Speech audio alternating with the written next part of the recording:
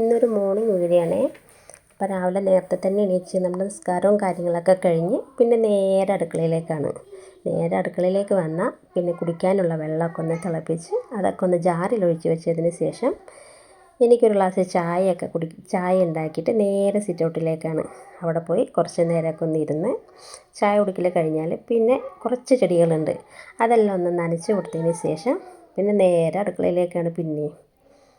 അപ്പോൾ ഇന്നെൻ്റെ favourite breakfast recipe video ആണ് കേട്ടോ. ചിക്കൻ കറിയും ചപ്പാത്തിയാണ്. അപ്പോൾ ചിക്കൻ കറി തയ്യാറാക്കാൻ വേണ്ടിയിട്ട് ഞാൻ സ്റ്റൗ കത്തിച്ച് ഒരു കടായി അടുപ്പിലേക്ക് വെച്ചിട്ട് കുറച്ച് എണ്ണ ഒഴിച്ച് കൊടുത്ത് അതിൽ 3 സവാള, അതേപോലെ 3 പച്ചമുളക്, കുറച്ച് ഉപ്പ് കൂടെ ഇട്ടിട്ടുണ്ട്. നമ്മുടെ സവാള വേഗം വഴറ്റി വരാൻ വേണ്ടിയിട്ടാണ്. പിന്നെ വേണ്ടത് പെരിഞ്ജീരകം, ഇഞ്ചി, വെളുത്തുള്ളി, ഇത് നല്ലതുപോലെ പേസ്റ്റായിട്ട് അരച്ചെടുത്തത് 1 ടീസ്പൂൺ ഇട്ടിട്ടുണ്ട്. അതോടൊപ്പം 1 ടീസ്പൂൺ ഗരം മസാല, പിന്നെ വേണ്ടത് 1/4 ടീസ്പൂൺ മഞ്ഞൾപ്പൊടി, 1 ടീസ്പൂൺ എരിവുള്ള മുളക് പൊടി, പിന്നെ 1 ടീസ്പൂൺ നമ്മുടെ കാശ്മീരി ചില്ലി പൗഡറും, അതോടൊപ്പം 2 ടീസ്പൂൺ മല്ലിപ്പൊടിയും അതുകൂടെ ഇട്ടിട്ട് നന്നായിട്ടൊന്ന് ഇളക്കി അതിൻ്റെ പച്ചമണം മാറുന്നത് വരെ ഒന്ന് ഇളക്കുക.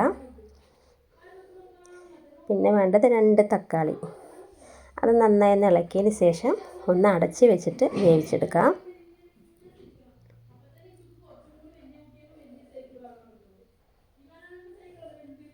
ഇപ്പം നമ്മുടെ തക്കാളിയെല്ലാം നല്ല വെന്തുടഞ്ഞിട്ടുണ്ട്. നമ്മുടെ ചിക്കൻ അതിലേക്ക് ഇടാം. നമ്മുടെ ചിക്കനൊക്കെ ഇട്ടിട്ട് നന്നായിട്ടൊന്ന് ഇളക്കി യോജിപ്പിക്കാം. അതോടൊപ്പം കുറച്ച് കറിവേപ്പിലയും കൂടി ഇടുന്നുണ്ട് കേട്ടോ. നമ്മുടെ ചിക്കനൊക്കെ നന്നായിട്ടൊന്ന് യോജിപ്പിച്ചതിന് ശേഷം ആവശ്യത്തിന് വെള്ളം കൂടി ഒഴിച്ചിട്ട് ഒന്ന് അടച്ച് വെച്ചിട്ട് വേവിക്കാം.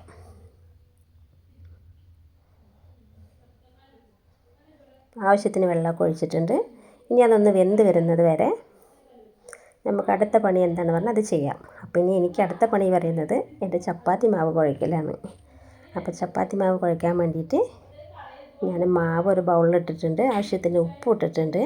ചപ്പാത്തി മാവ് കുഴക്കുമ്പോൾ ഞാൻ എപ്പോഴും തിളച്ച വെള്ളം എടുക്കാം. നല്ല തിളച്ചത് പറഞ്ഞാൽ പതച്ച വെള്ളം എടുക്കും. അപ്പോൾ നല്ല സോഫ്റ്റായിരിക്കും നമ്മുടെ ചപ്പാത്തി. അങ്ങനെ നമ്മുടെ ചപ്പാത്തി മാവൊക്കെ കുഴച്ച് ഒന്ന് മാറ്റി വെക്കാം. ഇനി നമ്മുടെ ചിക്കൻ കറി തയ്യാറായിട്ടുണ്ട്.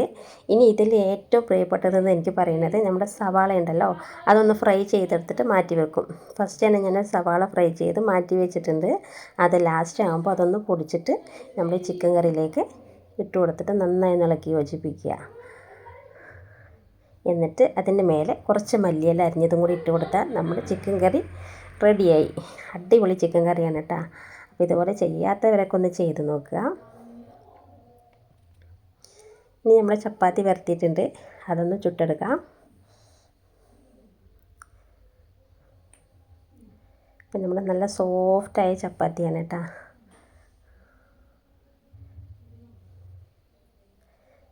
നമ്മുടെ ചപ്പാത്തി റെഡി ആയിട്ടുണ്ട്. ഇനി നമുക്ക് ചപ്പാത്തി ചിക്കൻ കറിയും കൂടിയിട്ട് ഒന്ന് കഴിക്കാം.